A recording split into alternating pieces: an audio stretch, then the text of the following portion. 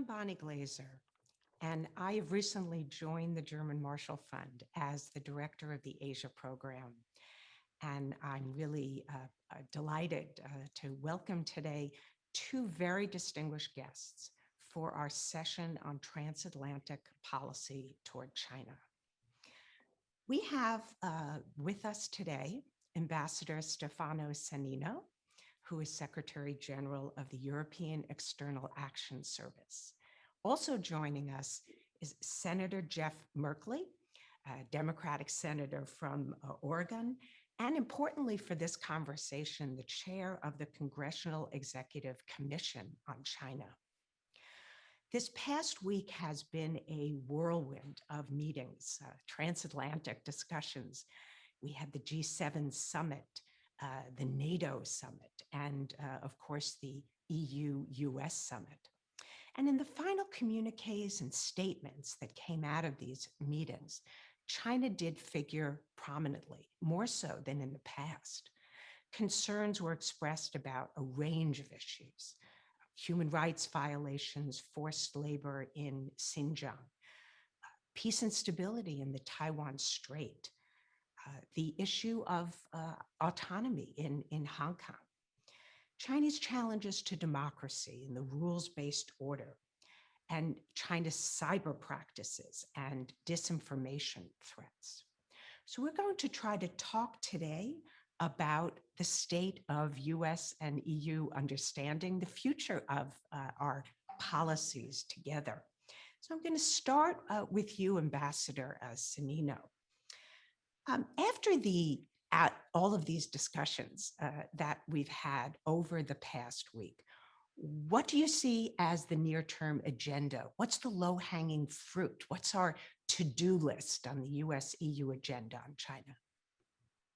First of all, good afternoon, and thank you very much for this invitation. And you are right, China has been at the center of the attention, I would say, already since quite some time, and certainly at the center of the discussion in these latest events that you mentioned. I think that in terms of common work between the European Union and the United States, it's very much the perception that we have about the role that China is playing on the global arena, and the way they are approaching, I would say, in a systemic way,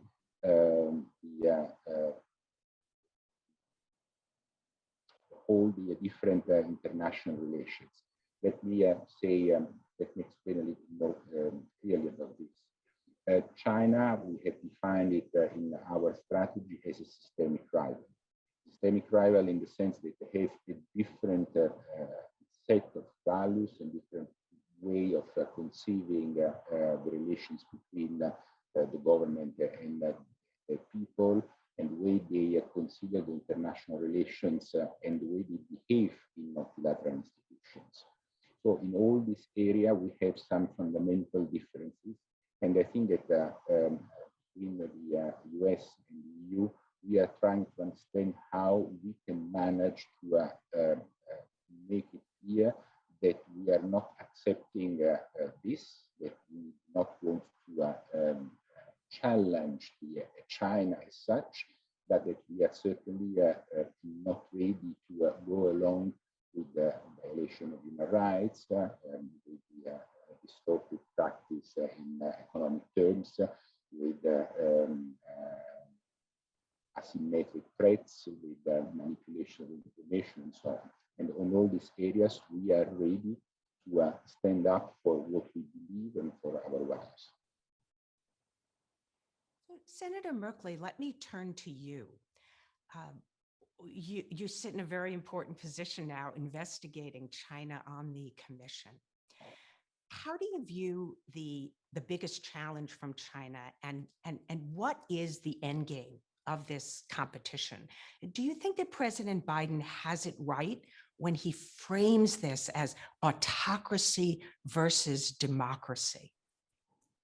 Well, in general, yes. I mean, we have to recognize that our governments have very different philosophies We have a vision of democracy where power flows up from the people through their participation and the right of every individual to participate in establishing the direction of their country. And China's model is one of flowing down from an elite, powerful governing class, framed roughly as the Communist Party. And as we look out to the world, we have very different philosophies. We see China seeking to export its model. They're seeking to take their strategy and spread it in terms of what the term internet sovereignty, which basically means state control of how the internet works rather than an open uh, field of communication. They have a strategy of economic coercion that we see it play time and time again. Debt strategy. We saw it in Sri Lanka. When I was down in El Salvador, they were attempting to buy up 1/3 of the coastline to control ports into Central America. We see their strategy on human rights. They are engaged at home in genocide. They are, and of course I'm speaking here of their treatment of the Uyghurs in Xinjiang province, 1 million people essentially enslaved. And not to mention that they're quite happy to break their international agreements as they have on Hong Kong to wipe out the political rights of the people of Hong Kong to participate in the governing of the future of Hong Kong. We have a strategy of technology, internet, or intrusive surveillance that is engaged in by the Chinese at home. It's really a dramatically different vision of the rights of individuals in the world to participate in government and to be treated with respect and decency. So huge differences in the way we're governed, in the way we treat others, and certainly in our economic models. There is a Chinese strategy on their economic model that essentially one of we get to set the rules at home to favor our own companies over others. We get to steal technology. We get to require partnerships. We get to tell a company which city it can manufacture in, even if it's to its great disadvantage. And then they want freedom to have full access to the markets in the rest of the world, which has benefited them enormously well. If you've visited China 10 years apart, you would see them go in a short period from bicycles to traffic jams to bullet trains. And that is a phenomenal transition in a short period of time that has given them enormous confidence and economic strength, making this a whole different relationship than when, for example, China first came into the World Trade Organization. So, Ambassador Sanino, given this very long list of challenges that Senator Merkley has described, is it possible to cooperate with China on some of these issues where we may have common interests, whether that be climate change, non-proliferation, other areas of oceans protection, for example?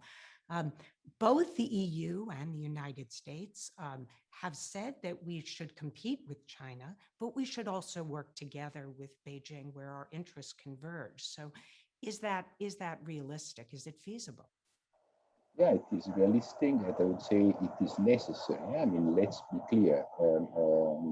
China is not going away. I mean, it's a big power economically, politically, and militarily. So this is not going to go away. I mean, and we need to have the capacity to work with them, to cooperate with them in areas which are of interest for us. You were mentioning a number of them. Certainly, when it comes, for example, to climate change, there is no doubt that without the working with China, it would be impossible to have an effective fight against climate change. But at the same time, we have also to take into account the fact that China is a big economic competitor, and the work that we are doing is meant to generate a better level playing field, considering that also Like I was saying before, but they have a state-controlled capital. So they have a lot of state-owned enterprises, have unfair commercial practices, and hence we need to make it sure in order to keep the market open, to have our investments also being able to flow into China, to create the conditions for this to happen. And we have at the same time also be able to protect our markets from predatory investments coming from there. So from that point of view, we have to be able to compete with them. And if I may, we are also to be able to run faster than China from a certain point of view. We have the means technologically from all points of view to be able to do so. And third element, we need what we have said at the beginning, able to compete, to stand up to our own systems and values when it comes to their attempts to impose their system and their vision of the world.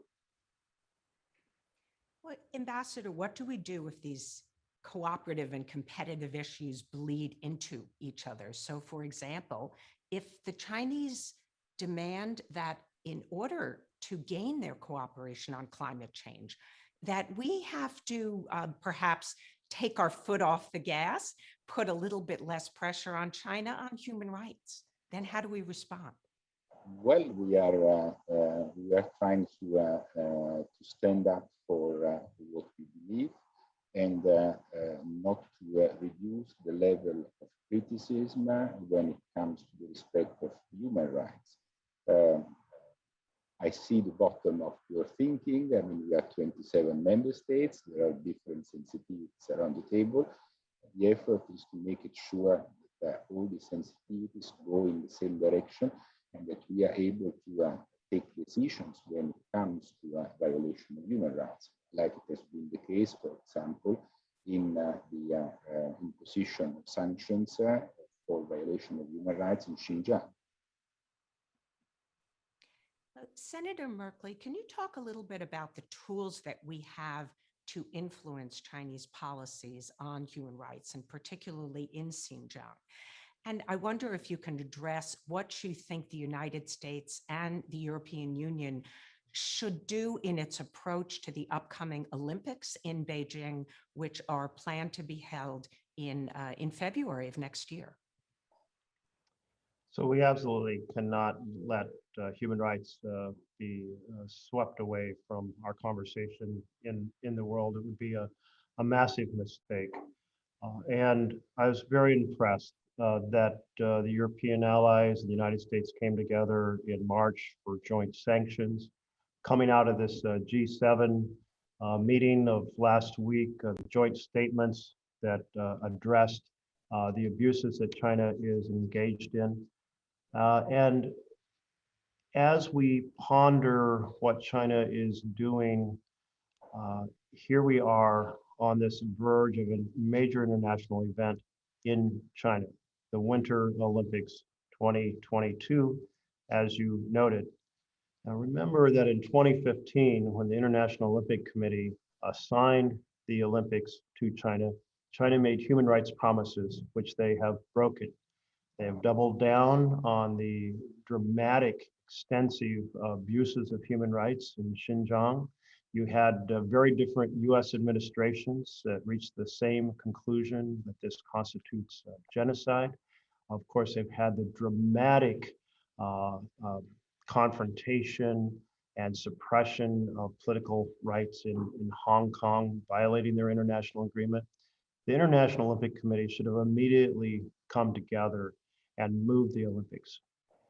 The Olympics are about uplifting the values of the international community, human aspirations, and not about the trampling and crushing of human aspirations.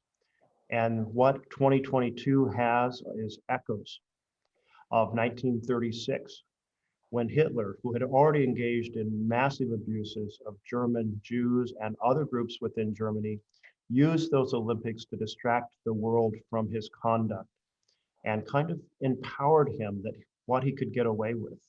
which of course became absolutely horrific.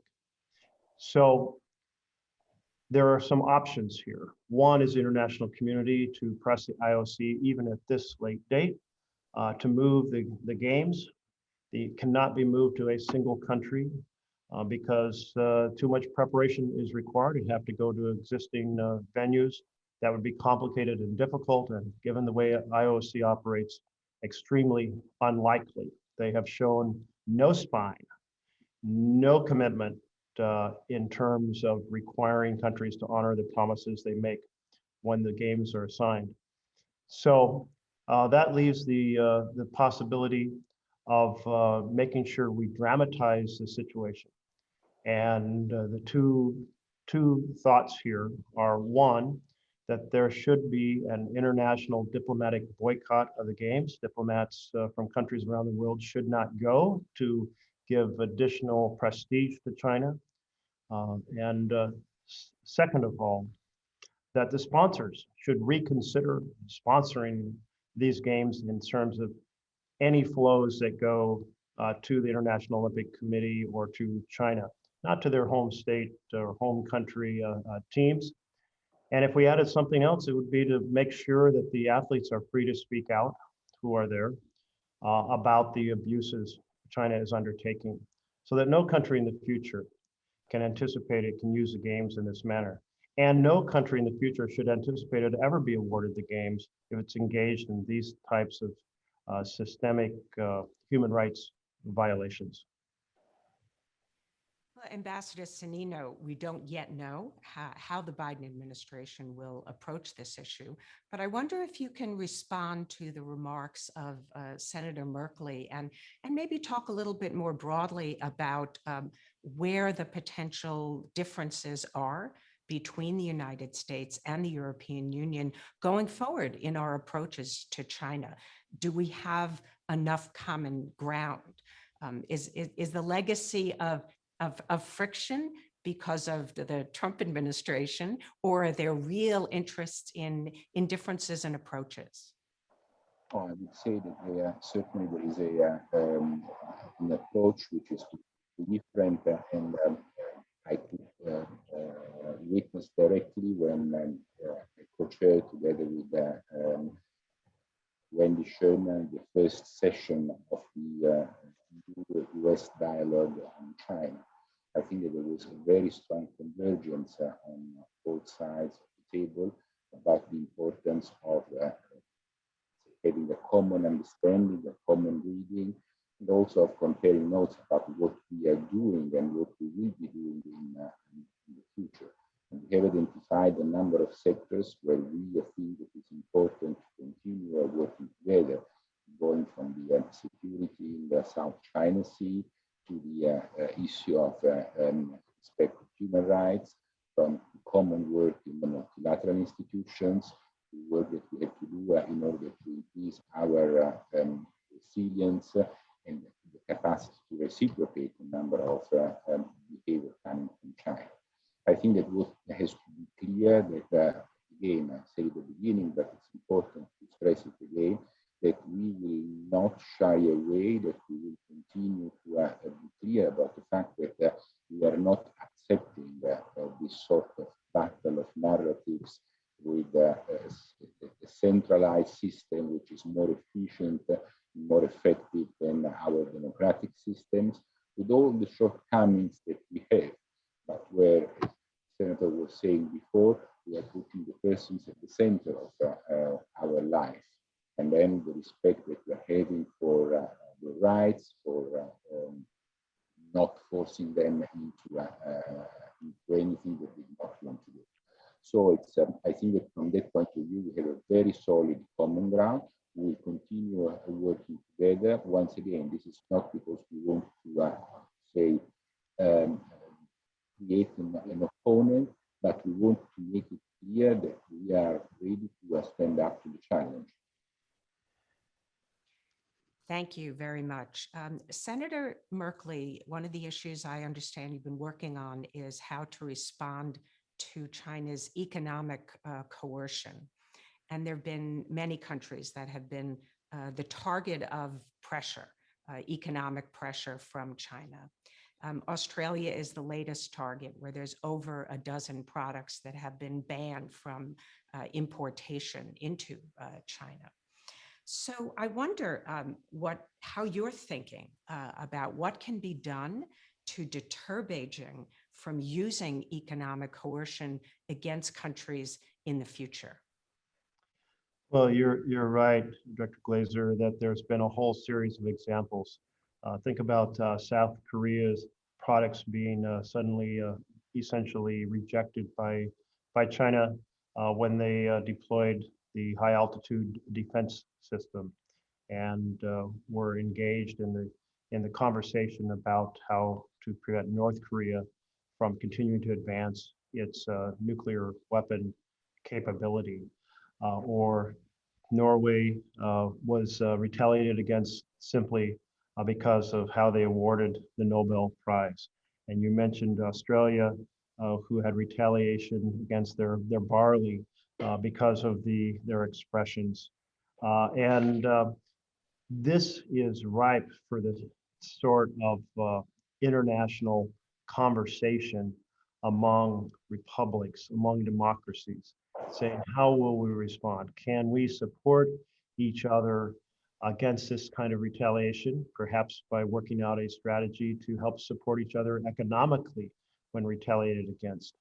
We have maybe the biggest example and biggest concern is Huawei's G5 equipment, which the United States is convinced has backdoors built into it to enable China to spy on the world. And China says we'll retaliate against countries that ban our equipment. So this is a very important conversation for Europeans, Americans, and other republics, Australia, Japan, etc., to engage in and figure out a strategy because it's a complex issue, it's a significant issue, and meanwhile, while China is saying don't ban our products, they are engaged every single day in stealing the intellectual property of the West, thereby undermining the prosperity of the West, forcing companies to be in partnerships and able to participate in the Chinese economy. I was very struck on a trip to China when we met with the American Chamber of Commerce. And person after person, leader of the companies, American companies in China, stood up and said, I have never said this before, but I'm saying it today because after 20 years of being abused and saying nothing in hopes we'd eventually have an opportunity to compete fairly, I finally come to the point that I know that day will never come, and the world needs to understand, and you all as American leaders need to understand the type of extraordinary restrictions that affect our ability to have economic prosperity in our Chinese operation. And the stories were fascinating of companies being told you can build this product because we don't make it in China, but you can't build the slightly smaller version we do make. Telling another company you have to go to the interior of China where there is no real trade advantages. You're not near a port, you're not near a railroad, but too bad. That's where you have to go make your product because we want to move some jobs into that area. We know you won't be able to compete on a level playing field because we're not giving you a level playing field, but too bad. You want to be in China, this is what you have to do. And so it's very important for the rest of the world that wants to have a level playing field to compete for the prosperity of their own citizens, to have a very open and intensive conversation about these Chinese strategies. So there is a lot of work to be done. And this is not the sort of thing where it's a meeting or a few meetings. This is a dialogue that is going to have to be continuous engagement, probably from here forward for a generation to come. Ambassador Sonnino, the round of economic coercion that China has actually taken against Australia, I should mention, appears to really have been triggered by Australia's call for investigation into the origins of COVID-19. And I think you probably share my view that it is essential that we get to the bottom of this in order to prevent future pandemics. And President Biden has spoken about this very eloquently. And so, of course, have leaders from Europe. How do we get China to be more transparent, to allow greater investigation into the origins of the pandemic? What I was mentioning before, our common work within the multilateral institutions, it's a way of exerting this kind of pressure. We need to be able to put our weight behind a certain number of decisions. China is part of these organizations. They are playing skillfully in the context of these organizations because they managed to have very important positions and in key posts in organizations and are exerting their influence. So we have to be able again to do the same. The point is not only telling the Chinese that they shouldn't do certain things. We should be able also to occupy the ground and being proactive in pushing in this direction.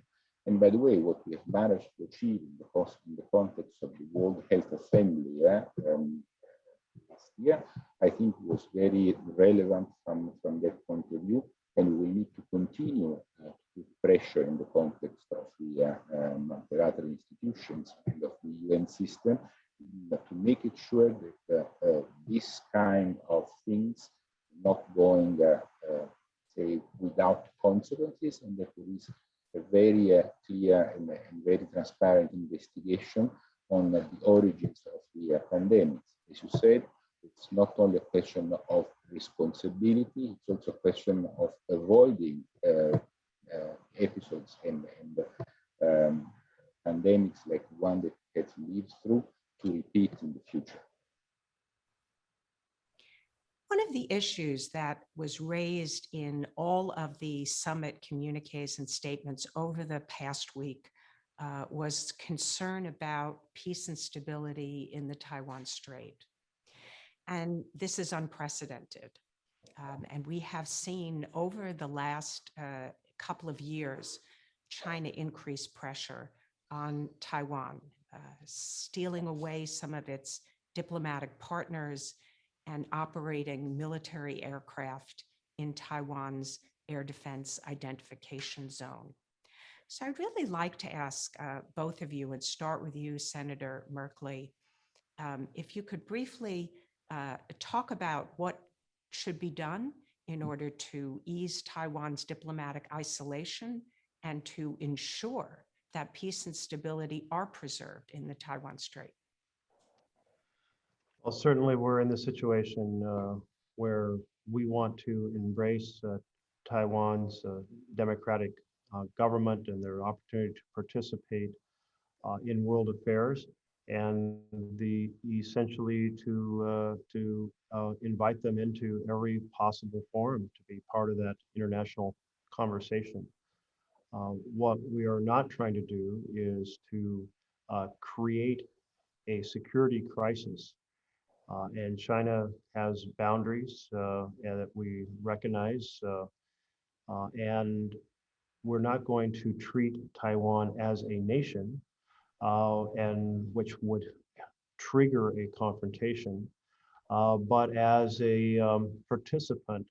And it maybe is a bit of a fine line, but it serves the purpose of the unique circumstances where in any sense of what an autonomous government is, you have Taiwan as an autonomous government, but within this broader China framework. So it is a careful line to play.